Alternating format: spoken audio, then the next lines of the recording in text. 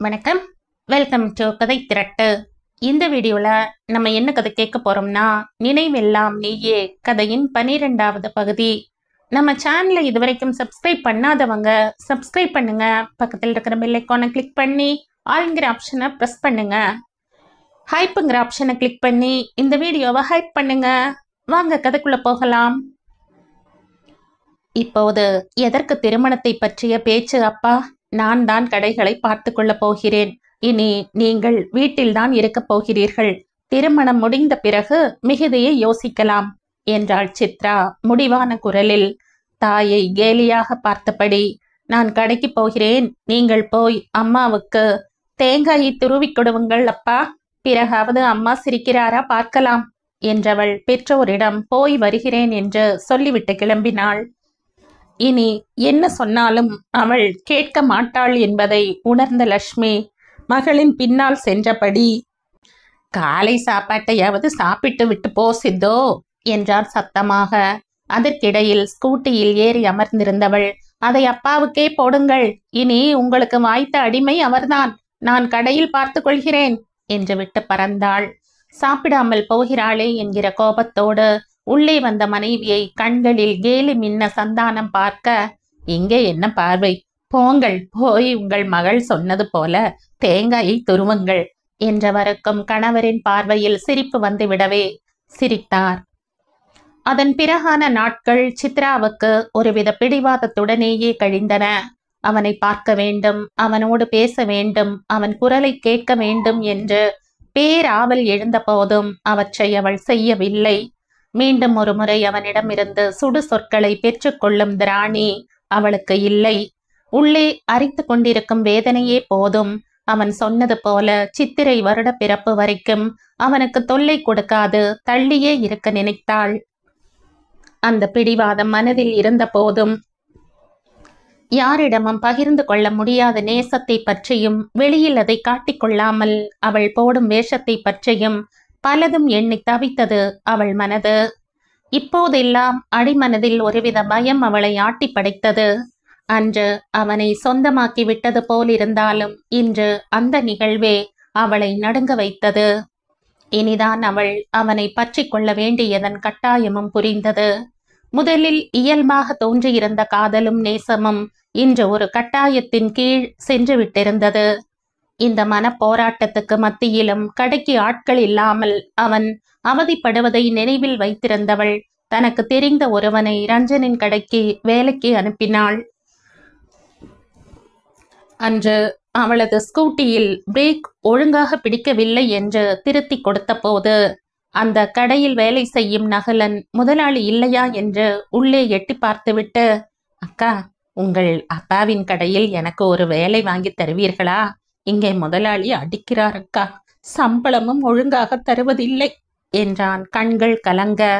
அவளை நீண்ட நாட்கள் தெரியும் என்பதால் அவளிடம் கேட்டான். உடனேயே அவள் நினைவுக்கு வந்தவன் ரஞ்சனே. வீட்டுக்கு போகக்கூட நேரம் இல்லாமல் உழைப்பவனுக்கு நகலன் உதவியாக இருப்பான் என்று எண்ணினாள். நகலனும் நம்பிக்கையானவன் என்பதால் அவர்களின் கடைக்கு வேலைக்கு ஆட்கள் தேவை என்பதை அறிந்திருந்த போதும், அப்பாவிடம் இல்லை, ஆனால் எனக்கு தெரிந்த இன்னொருவரிடம் அனுப்புகிறேன், போகிறாயா? அங்கேயும் உனக்கு வேலை கிடைக்கும், நல்ல சம்பளமும் என்று அவனிடம் கேட்டாள்.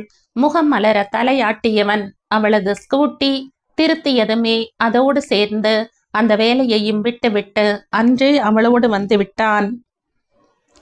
வந்தவனை இப்போது எப்படி அந்த கடைக்கு அனுப்புவது என்கிற யோசனை எழுந்தது அவளுக்கு. அன்று ரஞ்சன் உன்னை திருமணம் செய்து கொள்ள மாட்டான் என்று சுகந்தனும் ஜீவனும் சொன்னதில் உண்டான கோபத்தில் அந்த கடைக்கு போவதையே விட்டுவிட்டாள் சித்ரா. பின்னே அவளுடைய இதயனை பற்றி அவளிடமே குறையாக சொன்னால் அதை ஏற்க முடியுமா அவளால்? அல்லது அவர்களோடு பழகத்தான் முடியுமா? ரஞ்சனோடும் சித்திரை வருட பிறப்பு வரைக்கும் பேசுவதில்லை என்று முடிவு செய்திருக்கிறாள். என்ன செய்யலாம்? உடனேயே கைபேசியை எடுத்து, எனக்கு தெரிந்த ஒரு பொடியனை அனுப்புகிறேன், பெயர் நகுலன், நம்பிக்கையானவன், உங்களுக்கு உதவியாக வேலைக்கு சேர்த்து கொள்ளுங்கள் என்று ஒரு மெசேஜை ரஞ்சனுக்கு அனுப்பினாள். பிறகு நகுலனிடம் தன் கைபேசி இலக்கத்தை கொடுத்து, வேலைக்கு சேர்ந்துவிட்டு எனக்கு அழைத்து சொல்லு என்று சொல்லி அவனை ரஞ்சனிடம் அனுப்பி வைத்தாள். அவள் வீட்டுக்கு சென்றதும் நகுலன் அழைத்தான். அக்கா, அந்த அண்ணா என்னை வேலைக்கு சேர்த்து கொண்டார்க்கா, மிக்க நன்றிக்கா என்றவனிடம். சரிடா, இனி சந்தோஷமாக வேலை செய், ஏதாவது என்றால் எனக்கு அழைக்க தயங்காதே என்று சொல்லி வைத்தவளுக்கும் நீண்ட நாட்களுக்கு பிறகு மனது கொஞ்சம் அமைதியாக இருந்தது. அவள் அனுப்பிய ஒருவனை ரஞ்சன் வேலைக்கு அமர்த்தி விட்டானே. அப்படியே நாட்கள் அதன் பாட்டுக்கு நகர அன்று காலையில் எழுந்த சித்ராவுக்கு சற்று களைப்பாக இருந்தது. இரவு நன்றாக தூங்கியும் இதென்ன காலையிலேயே முடியாமல் இருக்கிறது என்று எண்ணியபடி தன் வேலைகளை முடித்தவள் எப்போதும் போல கடைக்கு சென்றாள். அங்கேயும் வேலைகளை பார்க்க முடியாமல் சற்று நேரம் தன்னால் நிற்க முடியாமல் இருந்தது அவளுக்கு. நேற்று அபியோடு பேசுகையில் அவளும் இப்படித்தானே சொன்னாள் என்று எண்ணியவளின் நினைவுகள் கூட ஒரு நிமிடம் ஸ்தம்பித்தது. தாய்மை அடைந்திருப்பதாக சொன்ன அபிக்கும் அவளுக்கும் ஒரே மாதிரியான உடல் சோர்வுகள். ஏன் கடவுளே, அப்படியும் இருக்குமோ? இதயம் படபடக்கத் தொடங்க கை கால்கள் நடுங்கத் தொடங்கின. முகமெல்லாம் வியர்க்க சுவரில் தொங்கிக் கொண்டிருந்த நாட்காட்டியை பார்த்தவளுக்கு அதிலிருந்த தேதி அவள் தாய்மை அடைந்திருக்கும் செய்தியை உறுதிப்படுத்தியது. நாள் தள்ளி போயிருக்கிறதே. அதற்கு மேல் எதையும் சிந்திக்க முடியாது. உடனேயே அவர்களது குடும்ப வைத்தியர் லதாவுக்கு அழைத்தாள். லதாக்கா, நான் உங்களை பார்க்க வேண்டும். என்னடி, எடுத்ததும் எடுக்காததுமாக என்னை பார்க்க வேண்டும் என்றால் என்ன அர்த்தம்? நான் எப்படி இருக்கிறேன், உன் அத்தான் எப்படி இருக்கிறார், அஸ்வின் குட்டி எங்கே என்றெல்லாம் கேட்க மாட்டாயா என்று அவர் அதட்ட, லதாக்கா ப்ளீஸ், நான் உங்களை அவசரமாக பார்க்க வேண்டும் என்றாள் சித்ரா மீண்டும். சித்ரா? அவள் அமைதியாக இருக்கவும், சரி மாலை வா என்றார். அவளின் பிடிவாத குணம் அறிந்திருந்தவர், இல்லை நான் இப்போதே வருகிறேன் என்று அவள் சொல்ல, பிறகு எதற்கடி என்னிடம் அனுமதி கேட்கிறாய்? சரி வா, முடிந்தால் உடனேயே பார்க்கிறேன், இல்லையானால் கொஞ்ச நேரம் நீ காத்திருக்க வேண்டி வரும் என்று விட்டு வைத்தார் லதா. இவள் தன் கைபேசியை அணைக்கவும் அது மீண்டும் அலறவும் சரியாக இருந்தது. அழைப்பது நகுலன் என்று தெரிந்ததும் அவனோடு பேசும் மனநிலை அப்போது இல்லாததில் கைபேசியை தூக்கி மேசையில் வைத்துவிட்டு பேசாமல் இருந்தாள். இனியும் காத்திருக்க முடியாது, இதை என்னிடம் சொல்லி உடனேயே திருமணத்திற்கு ஏற்பாடு செய்ய வேண்டும் என்று ஓடிய அவள் சிந்தனையை மீண்டும் அலறிய கைபேசி தடை செய்தது. எடுக்க மனமே இல்லாத போதும் சில நேரம் இது எனக்கு ஏதுமோ என்று எண்ணியதுமே அவள் கை தானாக கைபேசியை காதுக்கு கொடுத்தது. சொல்லு நகுல். நான் என்ன சொல்ல, நீங்க ஏன் இங்க வரலக்கா என்று கேட்டான் அவன். நான் எதுக்குடா அங்க என்று சுரத்தில்லாமல் கேட்டாள் சித்ரா. என்னக்கா இப்படி சொல்றீங்க? ரஞ்சனண்ணா மத்த கடைய இன்னைக்கு திறக்கப் போகிறார், அதுக்கு நீங்க வரமாட்டீங்களா? எங்களுக்கு புது உடையெல்லாம் எடுத்து தந்திருக்கிறார். என்னுடைய அம்மா அப்பா கூட வருவார்கள். அவர்களிடம் உங்களை காட்டலாம் என்றால் வரமாட்டேன் என்கிறீர்களே. வாங்கக்கா, அம்மா உங்களை பார்த்து நன்றி சொல்ல வேண்டும் என்று சொன்னார் என்றவனின் தொடர்ந்த பேச்சுக்கள் எதுவுமே அவள் காதில் விழவில்லை. ரஞ்சன் அண்ணா மற்ற கடையை இன்று திறக்கிறார் என்பதிலேயே நின்றது அவள் மனம். இன்று கடை திறப்பு விழாவா? சித்திரை வருட பிறப்புக்கு என்று சொன்னானே. கடையை திறப்பது எப்போதானாலும் அவளிடம் அவன் சொல்லவில்லையே. ஏன் எப்போதும் போல நேரம் இல்லை என போகிறானா, அல்லது அவளுக்கு சொல்ல தேவையில்லை என்று நினைக்கிறானா? அப்படி சொல்லும் அளவுக்கு அவள் முக்கியம் இல்லாமல் போய்விட்டாளா? அவள் இல்லாமல், அவள் விளக்கேற்றாமல், அவள் முதல் வியாபாரம் செய்யாமல் அவன் கடையை திறக்கப் போகிறானா? சுர்ரென்ற கோபம் எந்த அளவுக்கு ஏறியதோ அதைவிட அதிகமாக உள்ளே வலித்தது. உயிரோடு உயிராக, உள்ளத்தோடு உள்ளமாக, உடலோடு உடலாக கலந்துவிட்ட அவள் அவனுக்கு முக்கியம் இல்லையா? நெஞ்சில் பெரும் வலி ஒன்று தாக்கிய போதும் உடனேயே நகுலனுக்கு அழைத்தாள் சித்ரா. வருகிறீர்களா அக்கா?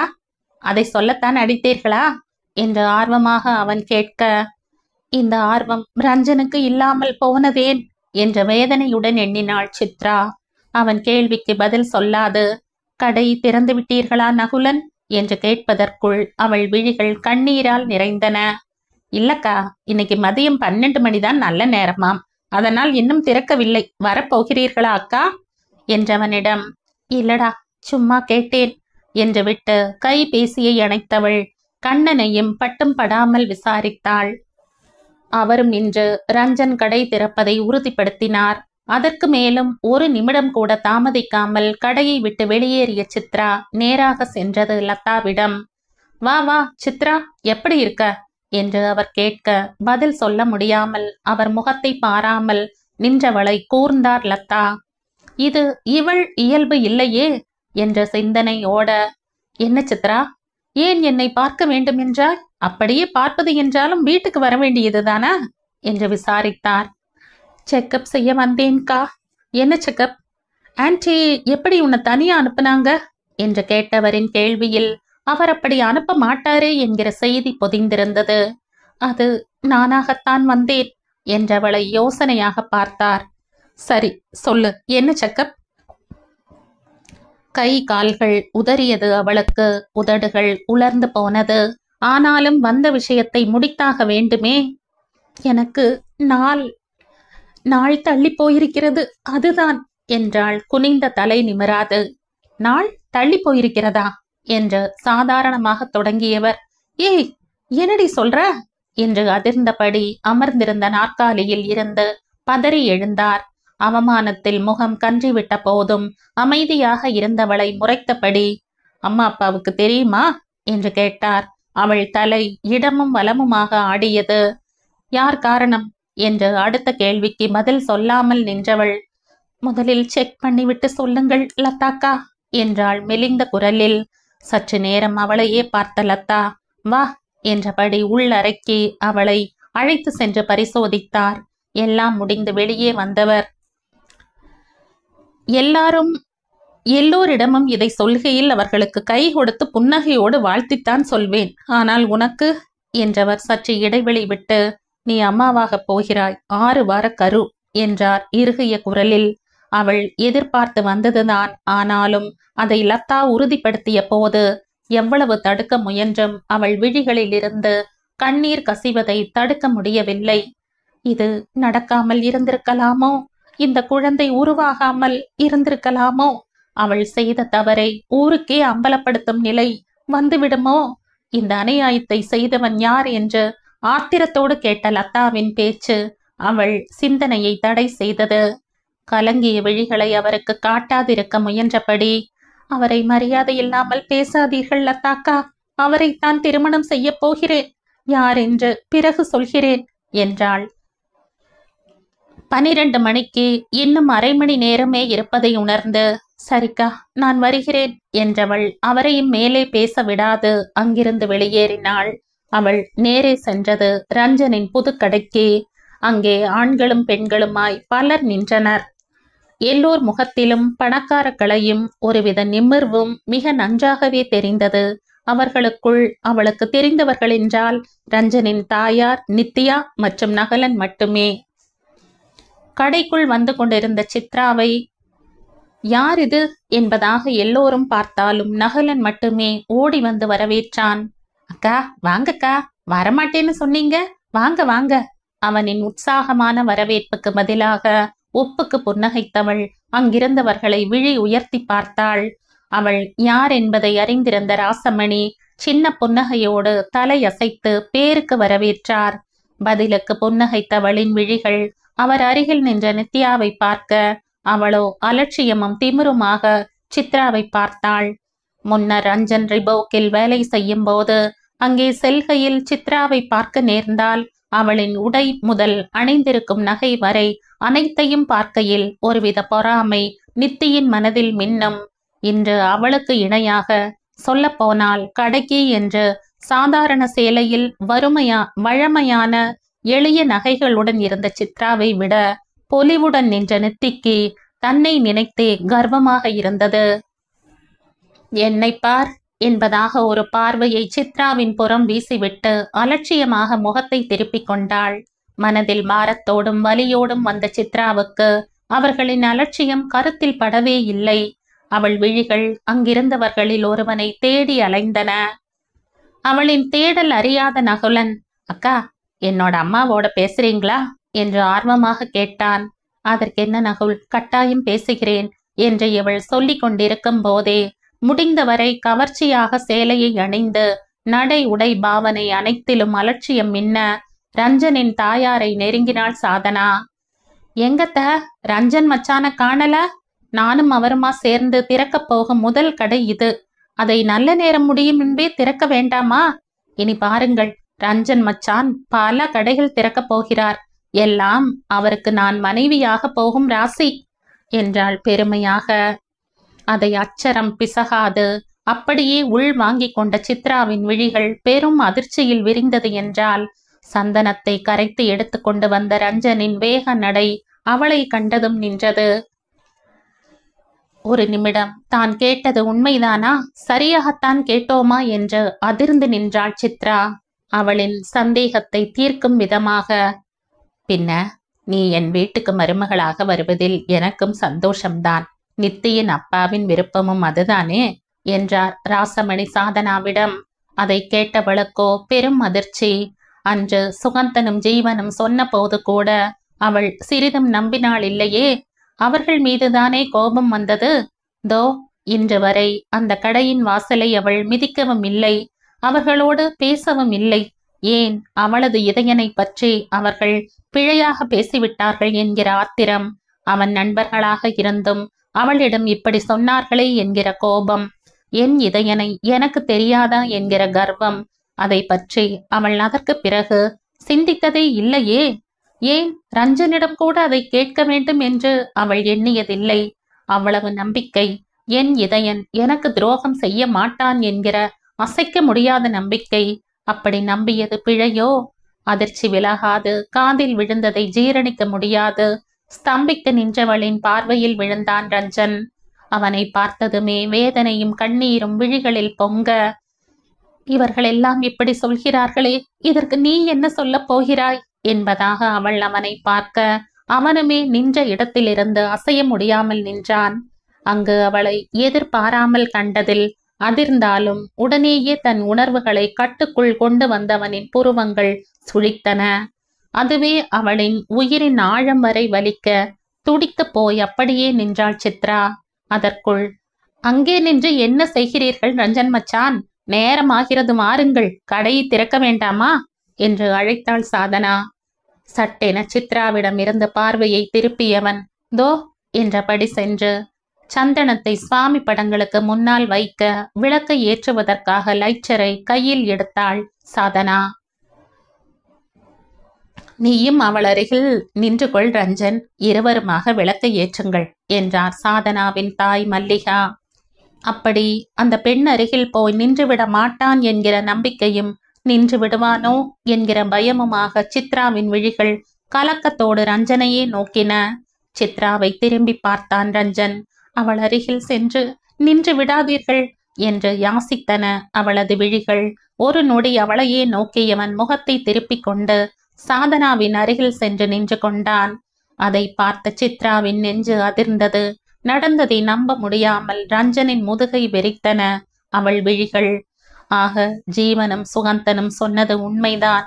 அந்த பெண்ணும் அவன் தாயாரும் பேசிக்கொண்டதும் உண்மைதான். அப்படியானால் இங்கே அவள் யார்? அவளுக்கும் அவனுக்கும் என்ன தொடர்பு? நடந்து முடிந்துவிட்ட உறவுக்கு பெயர் என்ன? அவள் வயிற்றில் உதித்திருக்கும் சிசுவின் நிலை என்ன? நினைக்க நினைக்க தன் பயங்கரமான நிலை அவளுக்கு மெல்ல மெல்ல புரிய தொடங்கியது. ஆக அவன் மேல் அவள் வைத்திருந்த அசைக்க முடியாத நம்பிக்கையை சிதைத்து விட்டான். எவ்வளவுக்கு எவ்வளவு வலித்ததோ அவ்வளவுக்கு அவ்வளவு ஆத்திரமும் வந்தது. இப்போது அவள் என்ன செய்ய வேண்டும்? தன் வாழ்க்கையின் திசையை நிர்ணயிக்கப் போகும் மிக முக்கியமான சூழ்நிலையில் தான் நிற்பதை அந்த நொடியில் உணர்ந்து கொண்டவளின் விழிகள் இப்போது ஆத்திரத்தில் சிவந்தன.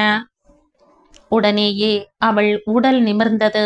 தப்பு செய்யாதவர்களிடம் இருக்குமே அசைக்க முடியாத உறுதி, அந்த உறுதி முகத்தில் துலங்க, ஒரு நிமிடம் என்றபடி அவர்களை நெருங்கினாள்.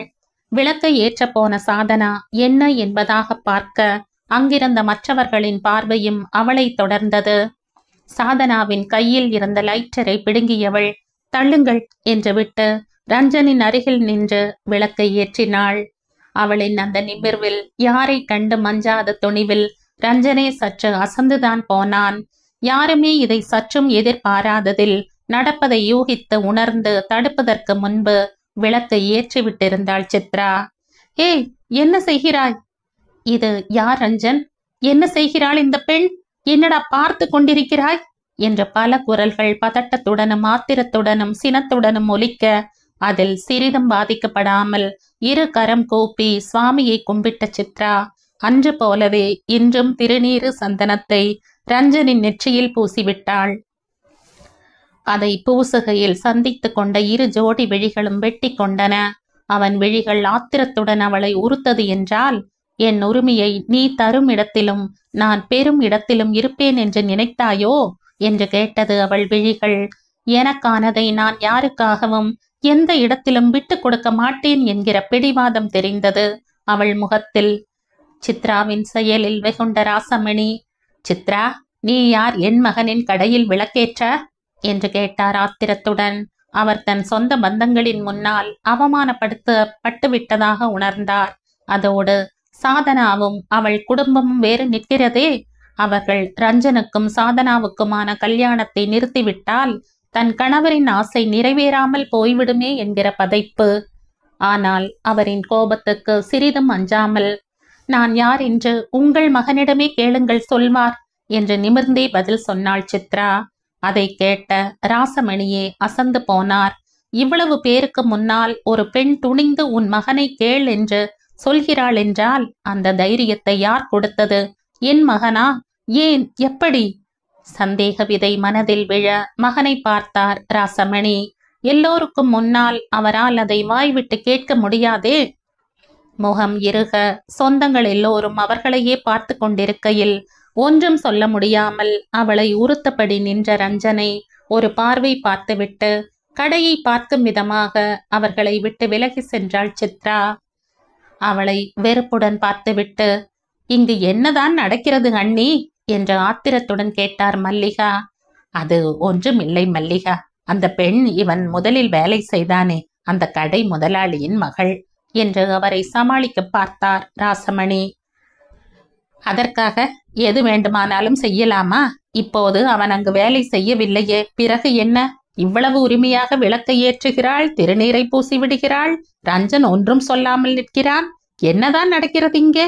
அது சரி, எங்கள் அண்ணா இல்லைதானே? யார் என்ன ஆட்டமாடினாலும் கேட்பதற்கு ஒருவரும் இல்லை என்ற திமிர் என்று ரஞ்சனை சாடினார் மல்லிகா. அதை கேட்ட ராசமணிக்கு ஊமையாக நிற்கும் மகனின் மேல் படு பயங்கரமாக கோபம் வந்தது. வாயை திறந்து பதில சொல்லேன் ரஞ்சன், எதற்கு இப்படி ஒன்றுமே சொல்லாமல் நிற்கிறாய் என்றவரை ஆத்திரத்துடன் இடை மறித்தது சாதனாவின் குரல். அதெப்படி அத்தை வாயை திறப்பார்? ஊருக்கு என்னையும் உள்ளுக்கு அவளையும் வைத்திருக்க நினைக்கிறார் போல. அந்த பெண்ணோடு ரஞ்சன் மச்சானை முன்பே நானும் கண்டிருக்கிறேன். ஸ்கூட்டியில் ஒன்றாக போனார்கள் என்று அன்று கண்டதை சொன்னாள் சாதனா. அவளின் பேச்சில் சினம் தலைக்கேற, வாய மூடு என்று உருமினான் ரஞ்சன். என்னை எதற்கு அதட்டுகிறீர்கள்? நான் சொன்னது பொய் என்று சொல்லுங்கள் பார்ப்போம் என்றாள் சாதனா சவாலாக. அவன் உருமலுக்கு அடங்காது. நடப்பவற்றை நகலனும் அவன் குடும்பத்தாரும் வேடிக்கை பார்ப்பதை கவனித்துவிட்டு எல்லோருக்கும் முன்னால் நம் வீட்டு விஷயத்தை கடை பரப்பாமல் வாயை மூடிக்கொண்டிரு என்று பற்களுக்குள் வார்த்தைகளை கடித்து துப்பினான் ரஞ்சன். அதற்கு மேலும் அங்கேயே நின்ற வார்த்தைகளை வளர்க்காமல், எல்லாம் இவளால் வந்தது என்ற ஆத்திரத்தோடு சித்ராவை நோக்கி அவன் கோபத்தோடு செல்ல, பாருங்கள் அத்தை, உங்கள் மகனை அவளை ஒன்றும் சொல்லவில்லை, என்னை திட்டுகிறார் என்று ராசமணியிடம் முறையிட்டாள் சாதனா. நான் வீட்டுக்கு போகிறேன் என்று அழுதபடி வெளியே ஓடினாள். உங்கள் மகனின் கடை திறப்பு விழாக்கு வந்ததற்கு நல்ல பரிசு தந்துவிட்டீர்கள் என்றார் தேவன், சாதனாவின் தந்தை. பின் மனைவியிடம் திரும்பி, இனியும் எதற்கு இங்கே நிற்கிறாய்? அவமானப்பட்டது போதாதா என்று விட்டு அவர் வெளியேற ராசமணியை முறைத்துவிட்டு கணவரை பின்தொடர்ந்தார் மல்லிகா. அவர்களோடு அங்கிருந்த சொந்தம் முழுவதும் ஒவ்வொரு குத்தல் மொழிகளுடன் ஒட்டுமொத்தமாக கடையை விட்டு வெளியேறினர். போகிற போக்கில் நவீனும் நித்யாவை முறைத்துவிட்டு போக அவளுக்கு அழுகை வந்தது. பாருங்கம்மா, இந்த அண்ணாவால் நவீன் என்னை முறைத்து விட்டு போகிறார் என்றாள் அழுகையோடு. ஆத்திரத்தோடு ராசமணி ரஞ்சனை நோக்கி திரும்ப, சித்ரா ஒரு ஜோடி செருப்புகளை அவன் கையில் கொடுப்பதும் அதை வாங்காமல் அவன் என்னவோ கோபத்தோடு அவளிடம் சொல்வதும் தெரிந்தது. அங்கே ரஞ்சனோ இங்கே எதற்கு வந்தாய்? உன்னை வா என்று நான் அழைத்தேனா என்று வெறுப்போடு சித்ராவிடம் கேட்டான். அதை கேட்டவளின் விழிகளில் கண்ணீரோடு வேதனையும் நிரம்பியது. ஆனாலும் அவள் பார்வை தளரவில்லை. நீங்கள் என்னை அழைக்க தேவையே இல்லை இதயன். அந்த அளவுக்கு நானும் நீங்களும் வேறு வேறல்ல என்று நிதானமாக சொன்னவள், இந்த செருப்புக்கு பில்லை போடுங்கள் என்றாள் கையில் இருந்ததை காட்டி. மதியாதார் வாசல் மிதிக்க கூடாது என்கிற நாகரீகம் கூடவா தெரியாது உனக்கு? கதவு திறந்திருந்தால் எங்கு வேண்டுமானாலும் எதையோ போல நுழைவாய் போல என்றான் அவன் வெறுப்போடு. விழுக்கென்று நிமிர்ந்து அவனை பார்த்தவளின் இதயத்தை அவன் வார்த்தைகள் மிக சரியாக சென்று தாக்கின. இப்படி எடுத்தெறிந்த வார்த்தைகளை அவனிடமிருந்து கேட்போம் என்றோ அல்லது இப்படியான ஒரு சூழ்நிலை அமையும் என்றோ கனவிலும் அவள் நினைக்கவே இல்லை. ஆனாலும் உருவாகிவிட்டதே. விரக்தி புன்னகையோடு, நாகரிகமா என்று கேட்டவளுக்கு அவன் நடந்து கொண்ட முறை அனைத்தும் நாகரிகத்தில் சேர்த்தியா என்கிற கேள்வி எழுந்தது. இல்லையே என்று எண்ணியதுமே அவள் குரல் மீண்டும் திடம் பெற்றது. நாகரிகம் பார்த்தால் என் வாழ்க்கை நாசமாகிவிடும் என்று தலையை நிமிர்த்தியே உரைத்தவள் ஒரு தொகை பணத்தை அவன் கையில் திணித்துவிட்டு வருகிறேன் என்றபடி கடையை விட்டு வேகமாக வெளியேறினாள். வெஞ்சினம் கொண்ட அவன் விழிகள் அவளை உறுத்ததையோ சினத்தால் அவன் மிகண்டதையோ உணராமல் சென்றவளின் நெஞ்சம் ஆறாவடுவை சுமந்திருந்தது. இனி என்ன செய்ய போகிறாள்? விடை தெரியாத கேள்வி. அவள் வயிற்றில் வளரும் குழந்தையின் நிலை என்ன? அவளோடு சேர்ந்து அதுவும் பழியை சுமக்கப் போகிறதா? இதற்கு அது அவள் வயிற்றில் ஜனிக்காமலேயே இருந்திருக்கலாமே என்று எண்ணினாள். அவன் குழந்தையை சுமந்து நின்றவளை சும்மாவே தலை சுற்றலும் சோர்வும் தாக்கியபடி இருந்தன. இதில் அவனது செயல்களும் பேச்சும் இன்னும் வதைத்ததில் மொத்தமாக சிதைந்து போனாள். இனி எனதும் என் குழந்தையினதும் நிலை என்ன? மீண்டும் மீண்டும் தோன்றி அவளை நடுங்க வைத்தன அந்த கேள்வி. எல்லோர் முன்னாலும் வீரப்பாக நடந்து கொண்டாலும் எப்படி என் வாழ்க்கையை காப்பாற்றிக் கொள்ளப் போகிறேன் என்று எண்ணியவளுக்கு கண்ணீர் மட்டுமே பதிலாக கிடைத்தது. ஸ்கூட்டியை ஓட்டக்கூட முடியாத அளவுக்கு உடலும் மனமும் வலுவிழந்து கிடக்க மனதில் வலியையும் வேதனையையும் வயிற்றில் குழந்தையையும் சுமந்தபடி ஒரு வழியாக வீட்டுக்கு சென்றாள் சித்ரா. அங்கே அடக்க முடியாத ஆத்திரம், அழுகை, கோபத்துடன் மகளின் வரவுக்காக காத்திருந்தார் அவள் தாயார். என்றும் இல்லாது அன்று சோஃபாவில் அமர்ந்தபடி வாசலையே பார்த்திருந்த தாயாரும் ஆத்திரத்தில் கனன்று கொண்டிருந்த அவரின் முகமுமே விஷயம் அவருக்கு தெரிவிக்கப்பட்டு விட்டதை சித்ராவுக்கு உணர்த்தியது. சொல்லோனா துயரம் தாங்கிய விழிகளால் தாயாரை குற்ற உணர்ச்சியோடு அவள் பார்க்க ஆவேசத்துடன் எழுந்து வந்த லட்சுமி, லதா சொன்னது உண்மையா என்று கேட்டார். அவர் முகத்தை பார்க்க முடியாமல் தலை தாழ்ந்த போதும் ஆம் என்பதாக ஆடியது அவள் தலை. அவ்வளவுதான். பத்ரகாளியாக மாறிப்போனார் லட்சுமி. அவளின் தலைமுடியை கொத்தாக பற்றி கன்னம் கன்னமாக அறைந்தார். சொன்னேனேடி, பெண் பிள்ளையாய் அடங்கி ஒடுங்கி வீட்டில் இரு என்று படித்து படித்து சொன்னேனே, கேட்டையா? எது சொன்னாலும் திருப்பி பேசுவது, வாய் காட்டுவது. இன்று அது உன்னை எந்த நிலையில் கொண்டு வந்து நிறுத்தி இருக்கிறது பார்த்தாயா என்றார் ஆத்திரமும் அழுகையுமாக. பதில் ஏதும் சொல்லாது தாய் அடிப்பதற்கு வாகாக வலித்த கன்னங்களை காட்டியபடி நின்ற மகளை பார்க்க இன்னும் ஆத்திரம்தான் வந்தது அவருக்கு. வாயை திறந்து சொல்லுடி, யார் காரணம் இதுக்கு? அவனைத்தான் கட்டப் போகிறேன் என்கிறாயாமே. பெற்ற எங்களுக்கு தெரியாமல் நீயாக பிடித்தவன் யார்? இதற்குத்தான் எப்போது கேட்டாலும் திருமணம் வேண்டாம் வேண்டாம் என்று சொன்னாயா? எவ்வளவு அழுத்தமடி உனக்கு! வாய் காட்டினாலும் என் பிள்ளைக்கு ஒன்றும் தெரியாது, அவள் குழந்தை என்று நினைத்தேனே. இப்படி வயிற்றில் பிள்ளையை வாங்கி வந்து என் தலையில் கல்லை போட்டு விட்டாயேடி படுபாவி. சொல்லுடி, யார் அவன் என்று அழுதபடி அடித்தவரின் கை அவளது முதுகு, கை, கன்னம் என்று அனைத்து இடங்களிலும் தன் தடத்தை பதித்தது. அவ்வளவு அடித்தும் வாய் திறவாது அமைதியாக நின்றவளை பார்க்க அவருக்கு அடிவயிறு கலங்கியது. அடித்த அவருக்கே கை வலிக்க அவளானால் சிலையாக நிற்கிறாளே. இவ்வளவு அடித்தும் வாயை திறக்கிறாய் இல்லையே, சொல்லேண்டி, யாரவ? என்னை இப்படி அடிக்க வைத்து விட்டாயே பாவி மகளே என்று கதறினார் அவர். தான் செய்த பிழைக்கு தண்டனையாக உள்ளே உயிரை குடிக்கும் அளவுக்கு நெஞ்சை அரித்த வேதனைக்கு ஆறுதலாக தாயின் அடிகள் இருந்ததில் வலித்த போதும் அடியை வாங்கிக் கொண்டு வாய் மூடி நின்றாள் சித்ரா. அதில் இன்னுமே ஆத்திரம் கொண்டவர் தன் கை வலிக்க வலிக்க அவளை அடித்து தள்ளிவிட்டார். அதுநாள் வரை ரஞ்சனின் அருகாமையில் அவனின் பார்வையில் மட்டுமே சிவந்த அவள் கன்னங்கள் இன்று அடி வாங்கி தாயாரின் விரல் தடங்களை தன்னில் பதித்து சிவந்து கன்றி போனது.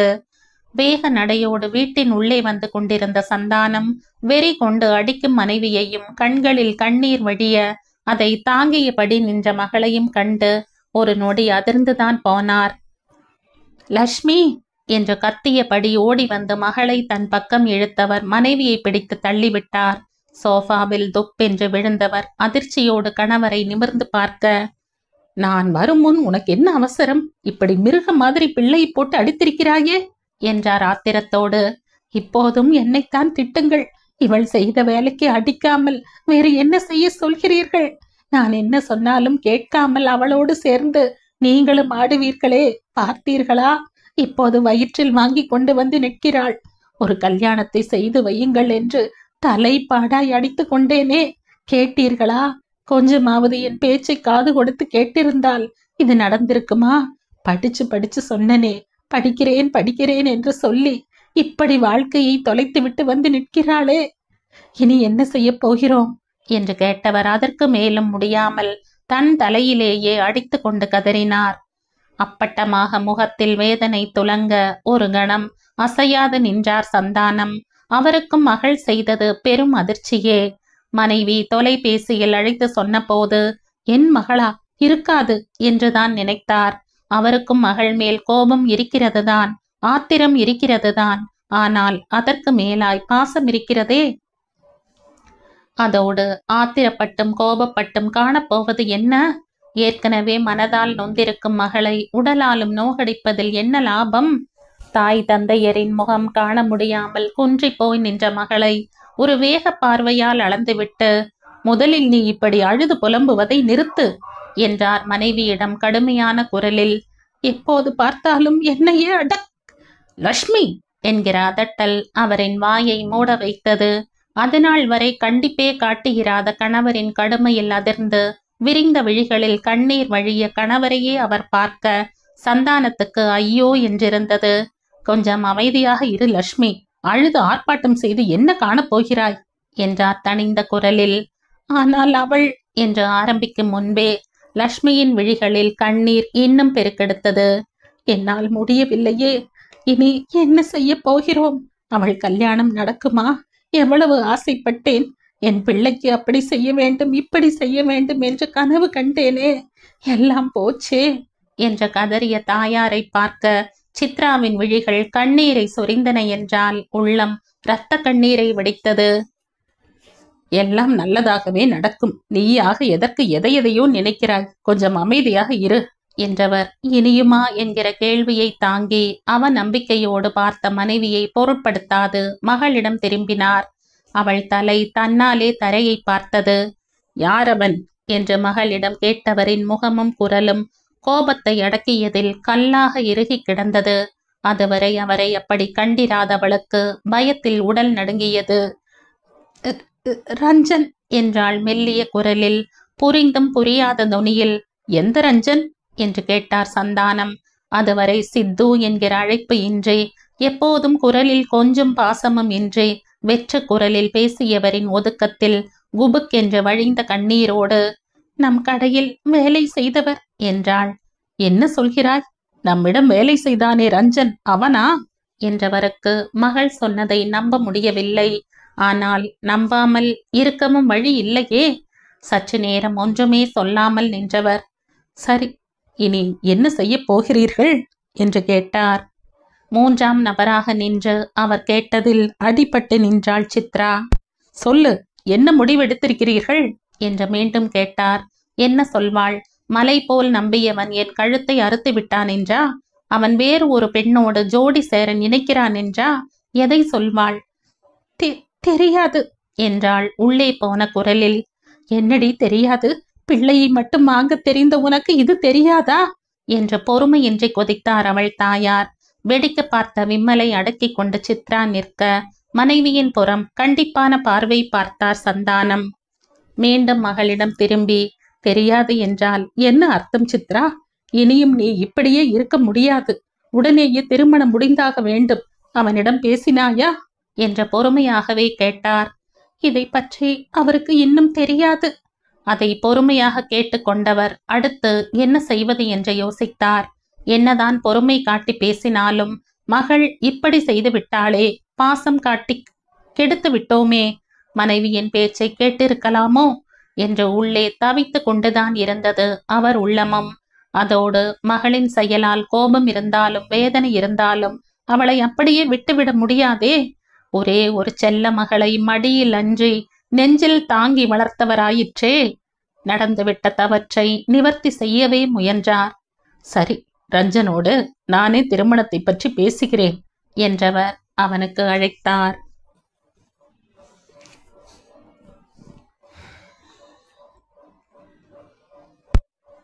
இந்த கதையின் தொடர்ச்சியை அடுத்த பதிவில் கேட்கலாம். நன்றி.